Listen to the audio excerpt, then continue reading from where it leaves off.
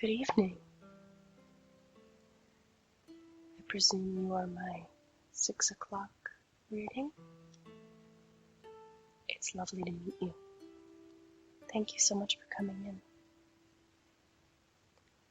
So, let me check my appointment book.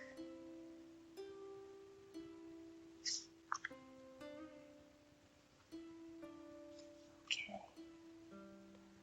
Now I believe you're here for a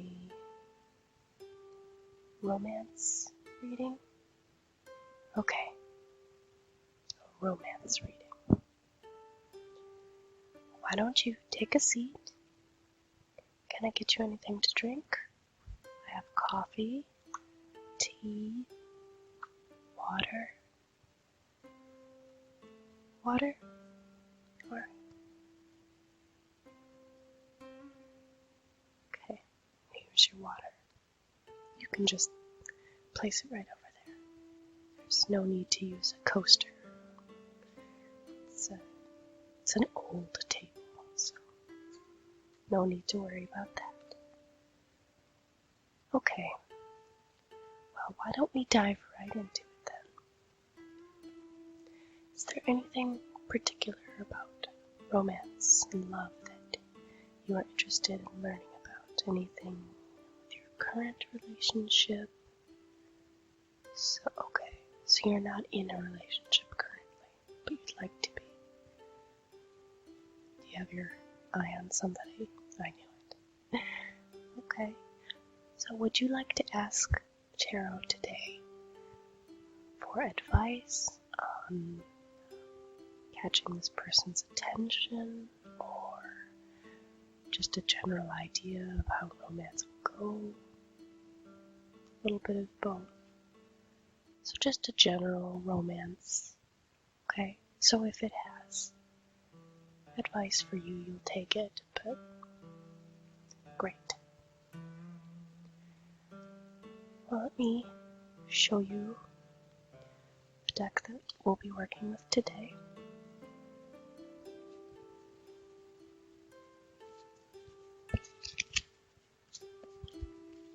These cards, I believe you'll find particularly beautiful. This is the manga tarot deck. It is my favorite that I work with because the artwork is just, it's a beautiful style, and it's not too cartoonish, it's very artistic, but it's got a very clear Japanese inspired art style. It's this lovely watercolor look, beautiful line work, brilliant detail. Feel free to take a look at them. The suit of cups or chalices. You can see the cups in the pictures. The suit of wands. You can see the wands. The various minor and major arcana cards. And their different artworks. Just beautiful. There are also, as you can see, 4 different color schemes. There's yellow, green, blue, and red. These represent the different seasons that the cards are associated with. It's a very intricate and detailed deck. You can also look at I think the colors and the seasons are not related. I misspoke. But the colors and the seasons are additional pieces of information that the cards provide. So, it's absolutely beautiful. The producer of this deck is Llewellyn. And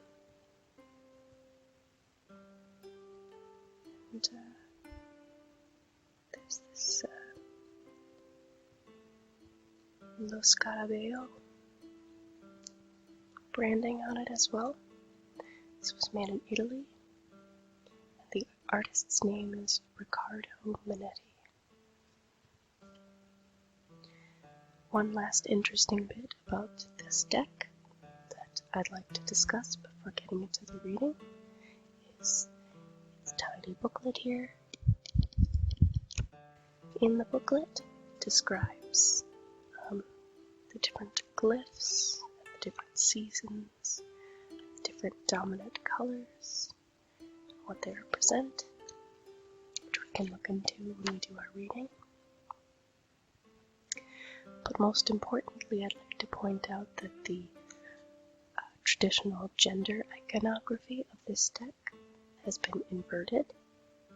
So any male characters are now appearing as female characters, and any female characters are now appearing as male characters. And so the court cards of the various suits are changed. Queen and king change places. The knight is the princess in this deck, and the knave or the page is the prince in this deck. So what I'll likely be doing is referring to this booklet to verify if we have any of those cards that need to be translated gender-wise. But I will primarily be relying on this tarot interpretation guide by Jonathan D. To give us our interpretation of the cards. Now there are many readers who simply read and interpret the cards as they've been working with them for such a long time that they've committed it all to memory and have a very deep understanding of the meaning and their particular deck and how it works for them. However, I prefer to use this guide as I am not quite to the level where it is all in my mind.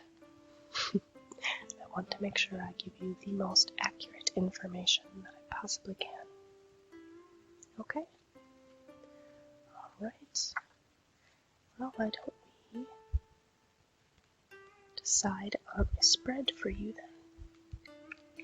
Now, in the back of this tarot guide by Jonathan D.,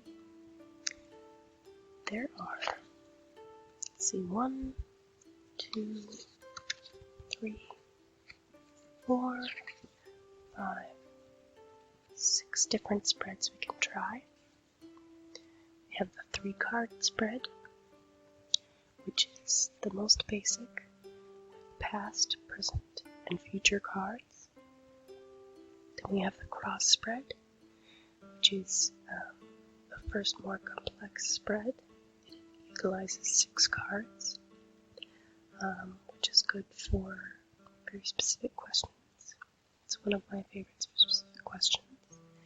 There's the horseshoe spread, which utilizes 7 cards. It's very well adapted to different situations. It's good for both general readings and specific questioning.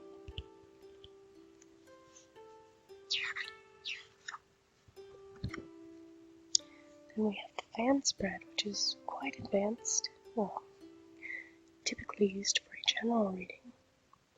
And it actually works with groups of 3, 7 groups of 3, and a central card. And this one's a little bit unique because the central card is selected before the reading to represent the person being read for. Usually a court card from the minor arcana, which tend to describe people. And each group represents a different piece of that person's life. And you then interpret the 3 cards from each group together and how they interact to determine the information in question. So honestly, I think this one's a bit involved for us today. Okay, so we'll count that one out then. But it is lovely in the future if we decide to do a more general reading. This one again, I don't think will work for today. It's called the calendar spread. 13 cards are chosen. One is in the center, and there are 12 in the circle around it. It's called the calendar spread particularly because it is good for timing. You can foretell the events throughout the year following the reading, and it's good for timing various events, whether you have an event in mind that you need to find a time for, or whether you're looking for something that may occur later on. The final spread in this book is called the horoscope spread, which again I think is probably not good for today. It's essentially the exact same thing as the calendar spread, except the cards represent different things as opposed to the 12 months and the current month. They represent different aspects of the inquirer and his or her life, things like that. So that's very general, but it addresses several areas of one's life, whereas you'd like to focus on love and romance. Now, I personally recommend for this reading that we do the horseshoe spread because it is adaptable and good for both general and specific, and it is very straightforward. What do you think? Good.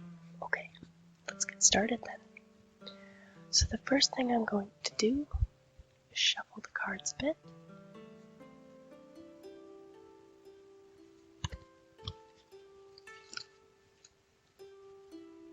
Make sure I have a good hand on these. Let's do a bit of shuffling.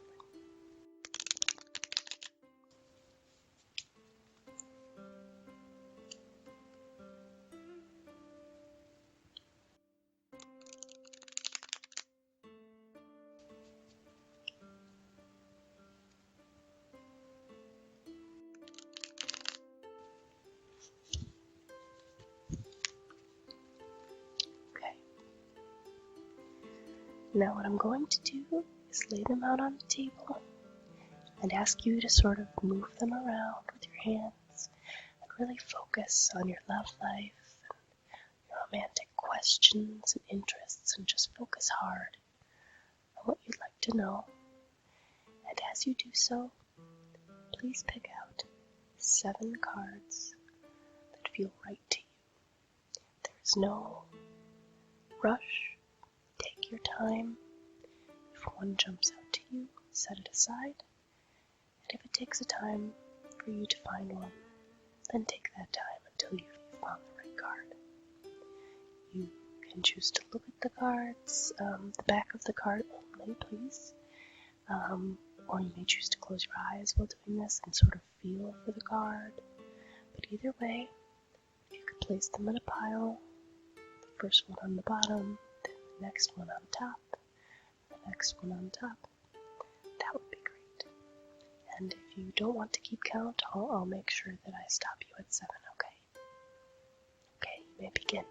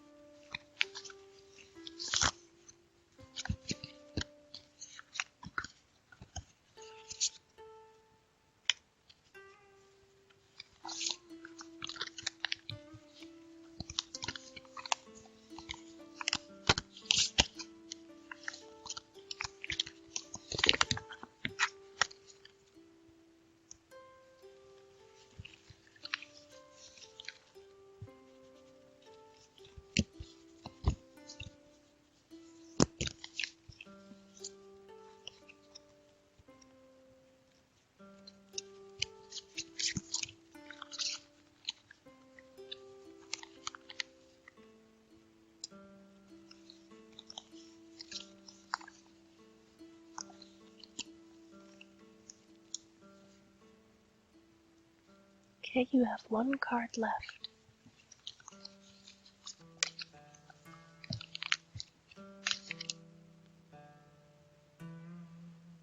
Alright, I believe you have all of your cards for today's reading. I will gather up the remainder. Just get them into a pile.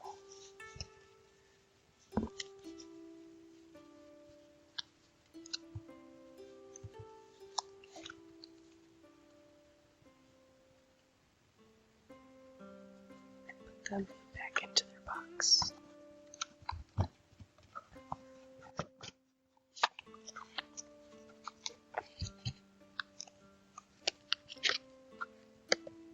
Okay.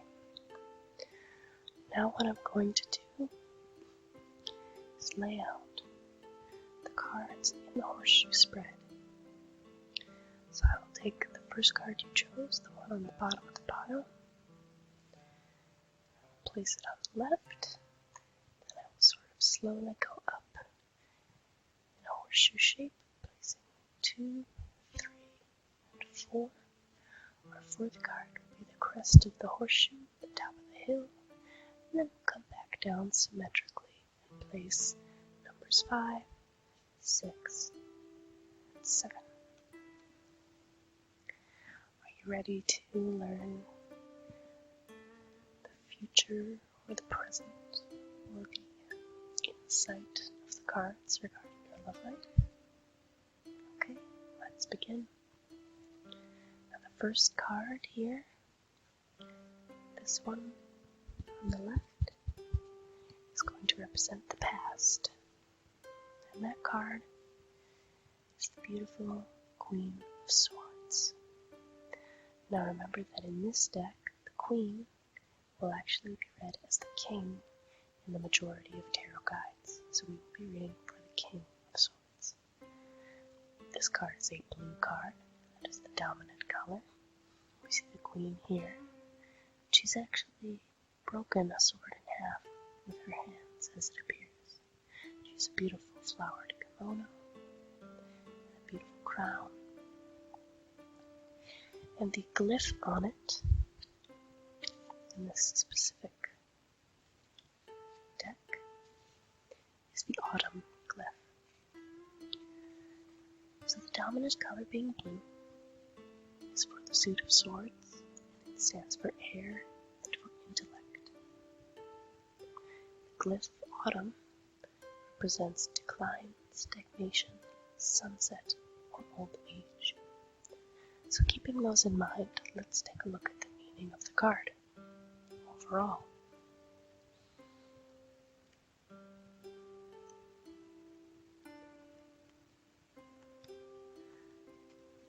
Okay, the King of Swords, because remember, we're reading the Queen as the King. The physical description is a mature man with dark hair and eyes, possibly a lawyer, doctor, or other professional advisor. Now in this case, because we're using a gender-swapped card, it may in fact be a mature woman with dark hair and eyes, possibly a lawyer, doctor, or other professional advisor. The meaning here is an intelligent man or woman in a position of trust and authority. He or she is a wise and loyal advisor, logical and calm. He dislikes overt displays of emotion. He requires a lot of mental stimulation. Now this may represent yourself or someone in your past. Sounds like your ex, huh? Right. Exactly. So your ex was, yes, very intelligent, but very needy, and felt you were too emotional. Okay, so this may refer to your romantic past with your ex then. Yes. Okay, so there's your past. Keeping in mind the glyph of autumn referring to decline, stagnation, sunset, old age. my feeling on that is that it refers to the fact that your relationship did not go well, that it has fairly recently declined, that it had stagnated, that your past experience with romance is not a positive or growing one, correct? Yes. And with the dominant color being blue referring to intellect, I presume that it was primarily based on your intellectual commonalities rather than true romance. Yes, that seems to fit for you. Alright. Let's move on to our second card, which is the present. What we have here is the Nine of Chalices, or the Nine of Cups. In the picture, we have a woman holding a baby. She's dressed in a beautiful orange flowered kimono, with her hair up in a very traditional Japanese style. There is a low table in front of her holding 9 chalices. It would appear that the dominant color in this image is yellow, which refers to water or feelings. And the dominant glyph in this picture is that of spring, which refers to birth, beginning, sunrise, and adolescence. Keeping those in mind, let's take a look at the Tarot Guide definition for the Nine of Cups, the Nine of Chalices. Now, the key word for the Nine of Chalices is pleasure, and it means excellent social life, parties, good friends, and fun, places where people meet, good health, happiness, and popularity. Relationships will be very fulfilling, ease of communication, and the flow of new ideas.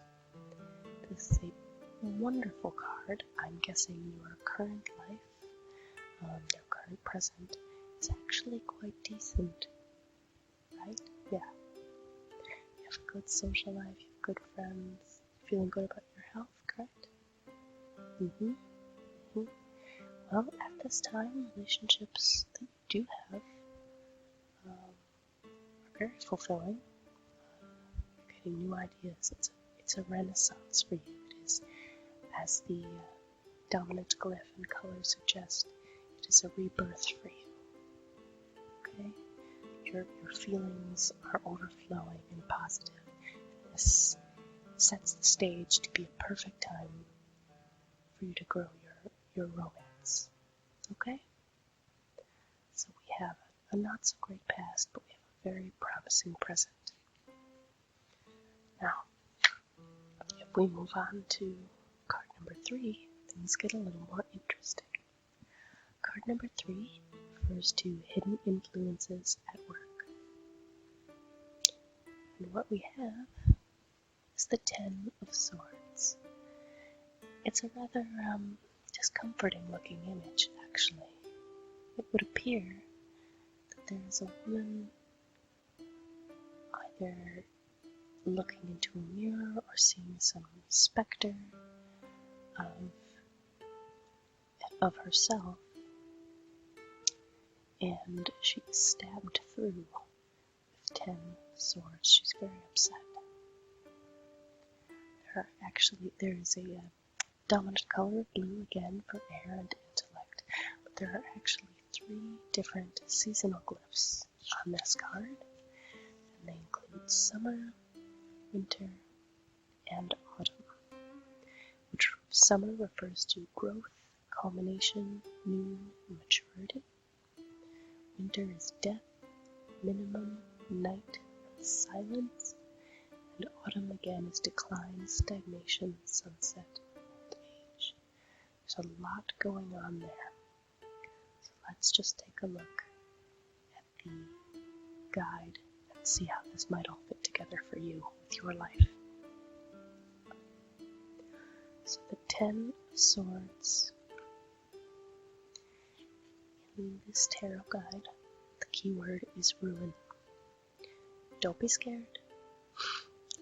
Sometimes the cards can seem very damaging or disappointing, but we need to read them and really take it in stride, okay? Now the meaning, the Ten of Swords is the worst card in the pack. Betrayed, lost, cold, and loveless, this card shows the lowest point in fortune.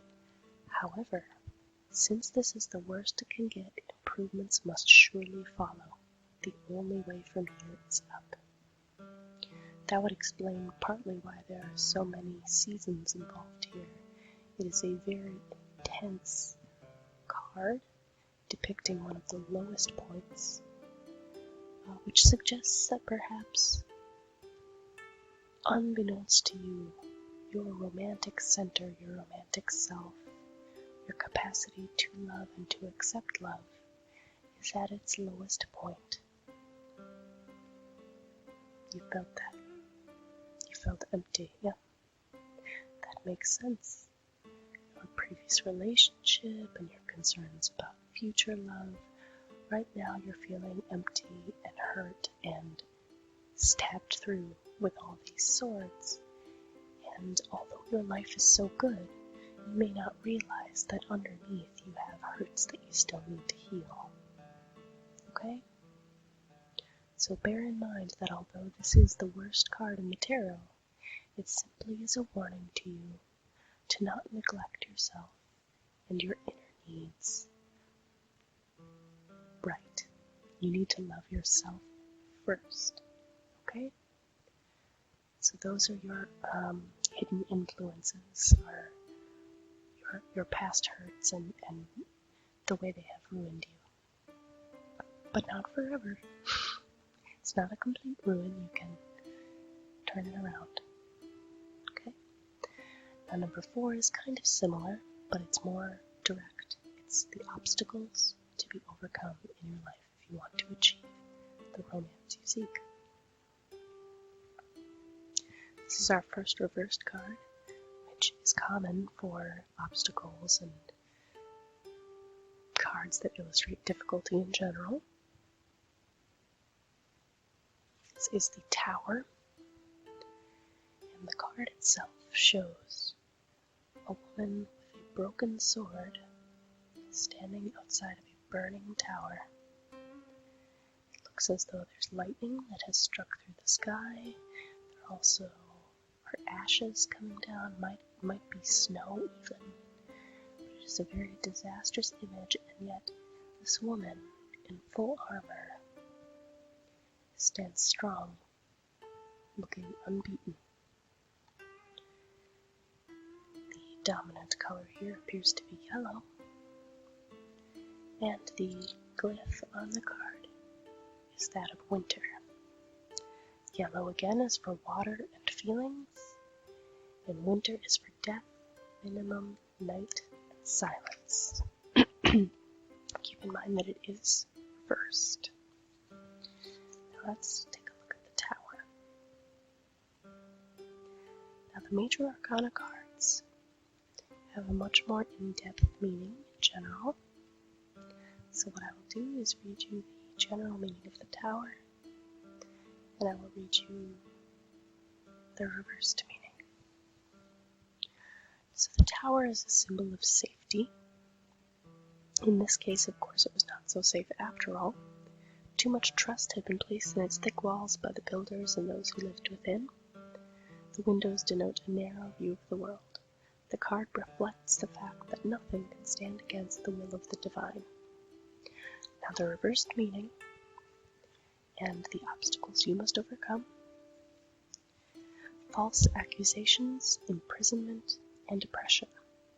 Another interpretation is that you will initiate a sudden change or show a rebellious attitude that will cause shock, surprise, or dismay in others. Does that make sense to you? Do you have some sort of oppression going on, or something holding you back, or do you have the need to rebel and do something that might shock other people? Okay, well, that would do it. That would do it. You know, there is so much to be said for the types of people we choose and the reasons that we choose them in our lives.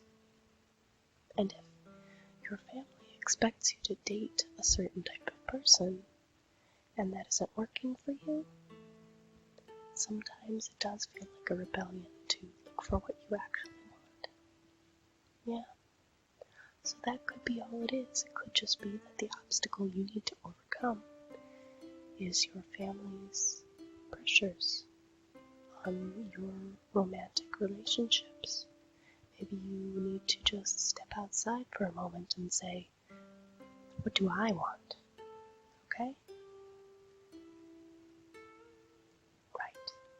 And that's a lot of people cave to that. And you have in the past, which may be why your previous relationships haven't worked out. Okay.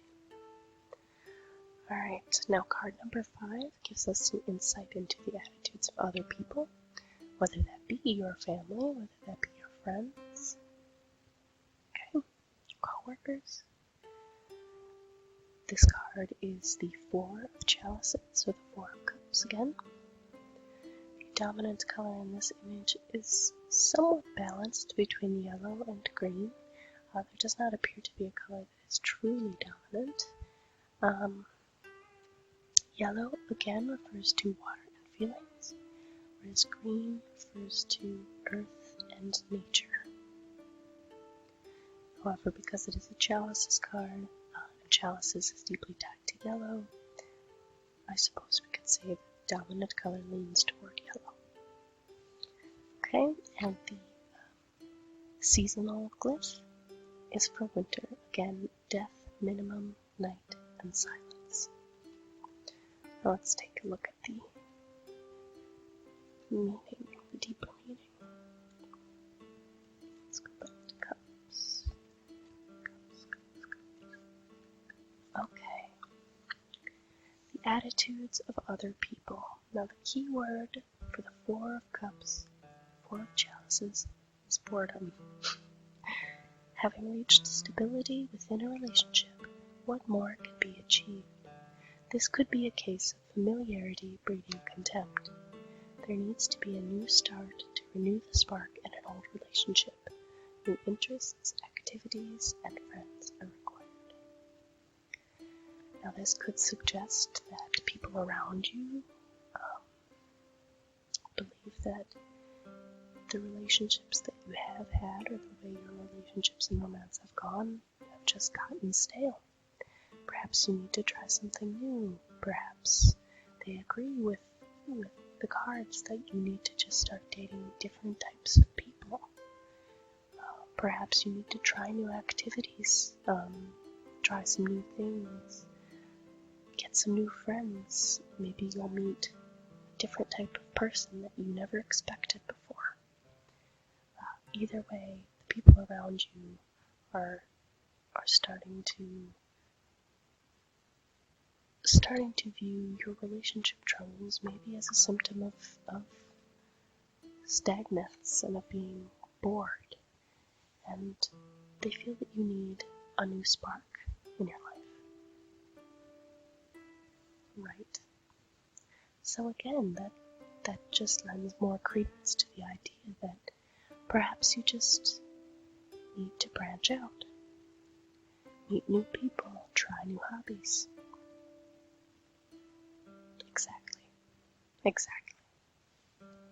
Okay, the next card after that is a very important card, and one that many people fret about. But stay calm. This card is what you should do. Sometimes it is not very direct. Sometimes it's difficult to even determine what it means. But should we have any trouble, it tends to be the case that later on you come to suddenly realize exactly what it meant, and you will know what to do when that moment comes. Okay? Let's take a look. This is our second reversed card. It is again a rather intense piece of artwork. It's the 7 of Swords, the reversed 7 of Swords, and there appears to be a woman in fairly normal clothing, perhaps something easy to move around in. She's carrying 7 swords, and there are storm clouds above her, and appears to be a bit windy. Not sure exactly what she's doing at the moment, but she looks very intent. The dominant color is definitely blue, which is again air and intellect. And the dominant glyph is winter, yet again death, minimum, night, and silence. And I'd like to point out that thus far, the two dominant colors of your reading have been blue and yellow for air and intellect, and water and feelings, which seem to be, in my estimation, the two things that are at odds when it comes to your romantic success. Correct? Thinking too much versus feeling? Yes. And I'd also like to point out that so far, the vast majority of your cards, 4 out of 6 that we've read, have included the winter glyph, which serves for death, minimum, night, and silence. Now, I don't believe that death is relevant, but I believe that minimum and silence are the most relevant, as right now your romance is at a minimum, and you have experienced a time of great emotional silence. Am I right? Of course I am.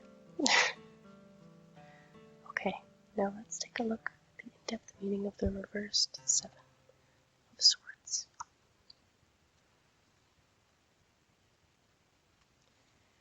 Now the key word for the 7 of Swords is dishonesty. And the reverse meaning says theft, lies, and malice. And as this is the card that refers to what you should do, it's important to note that the next line is a piece of advice. It says, look after your possessions and do not give your trust too readily. So there is what you should do. Do not give your trust too readily. Now that doesn't mean that as you meet new people and new potential partners that you should form an inquisition and interrogate them on every topic, distrust them completely. It simply means that unlike in the past where you may have decided this person is good, they're what my family wants me to have, I'm going to just trust them completely and let them take from me. This time you need to watch out for you and what you want, and do not just give your trust because you want this person to be the right one. Give it some time and let that trust come to you, okay? So there's what you should do. You should not be guarded, but you should focus on essentially safeguarding your heart and making sure that when you do give it, you give it to someone that you choose, and you give your trust to that person because you truly believe they deserve it. Not because, okay, we're dating, I should automatically trust them. Okay? And maybe that will help you feel a bit safer even if you do step outside your dating comfort zone, okay? Alright. Now the final card is the outcome, and it may represent the outcome if you continue on your current path, or it may clearly represent the outcome of following the advice. Typically, I find that it represents the outcome of if you follow the advice of the cards, but it will make itself known. Now this is your very first Wands card. It is your very first card in which the dominant color is red, and again, it has the winter glyph. So now we have 1, 2, 3, 4, 5 out of 7 cards that hold the winter glyph, which is, again, death, minimum, night, or silence. In our case, I believe it is minimum and silence. But let's take a look. Now the color red refers to not only the suit of wands, but also to fire and personality. is what it sounds like. Should you follow this advice, some of your personal fire and your personality will return to your love life. Let's look at the deeper meaning of the Five of Wands.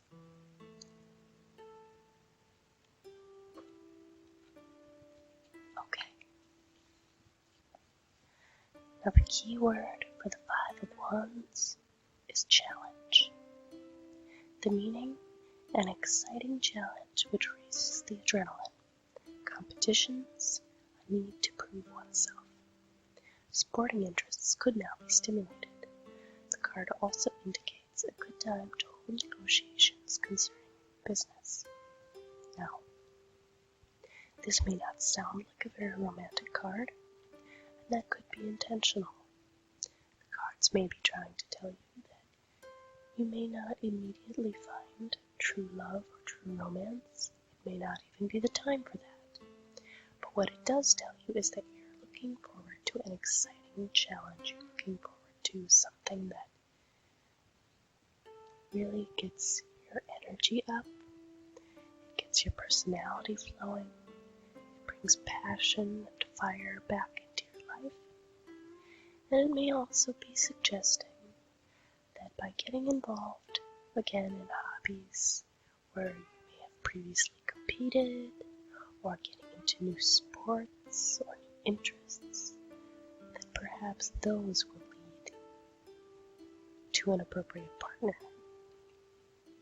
So it is a very positive card in that it essentially means that following this advice, life will flow back into you. You'll be able to overcome your ruin. You'll be able to challenge yourself. And this will put you in a position that will improve your love life. It will bring romance to you. Okay? That was our final card. But we're not quite finished. There are a few hidden messages that the cards sometimes hold. We've already spoken on the dominant colors and the glyphs in the pictures.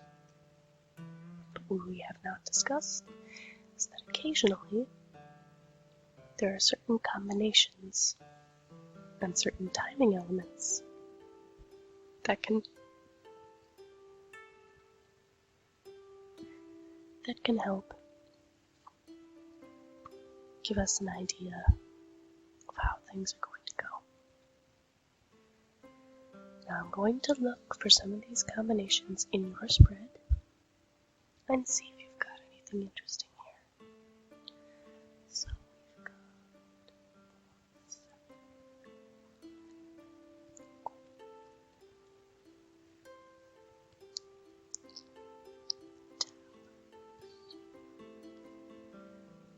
Now I don't see anything that stands out with regard to multiples of a given number. You have all different numbers and you don't have multiple queens or anything like that.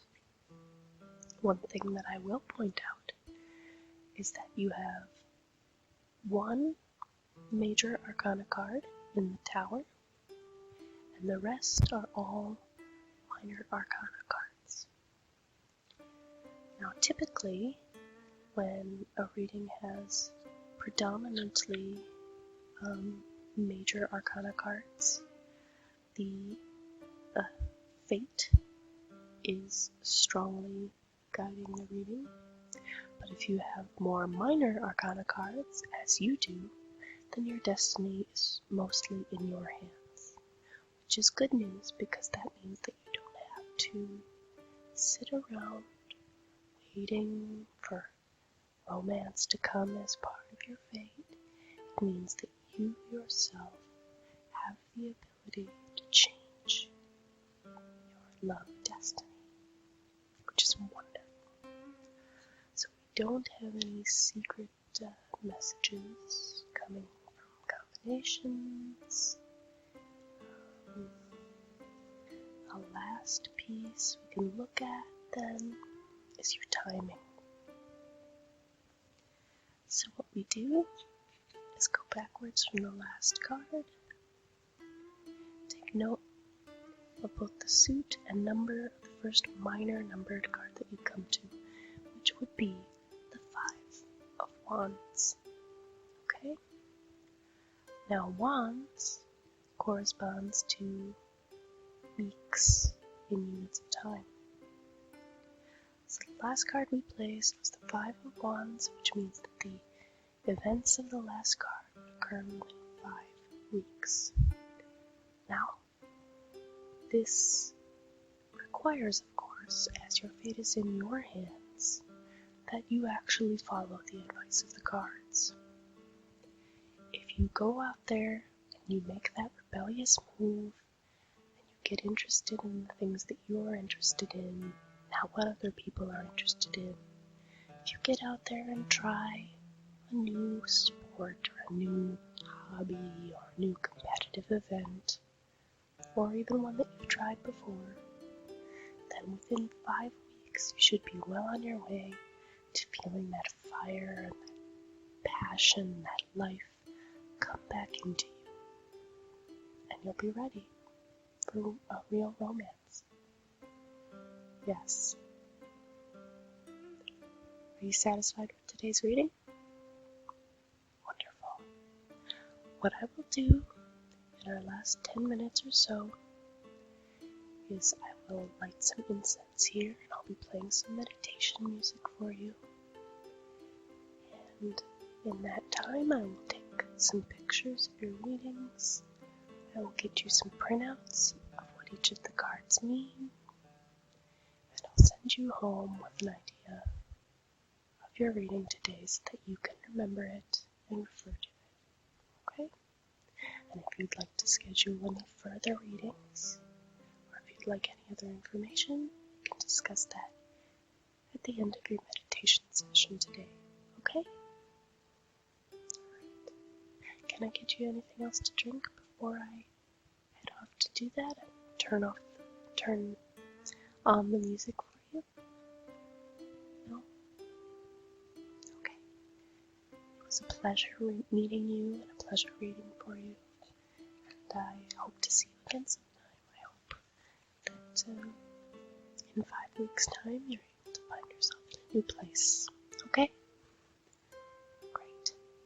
Have a wonderful meditation session.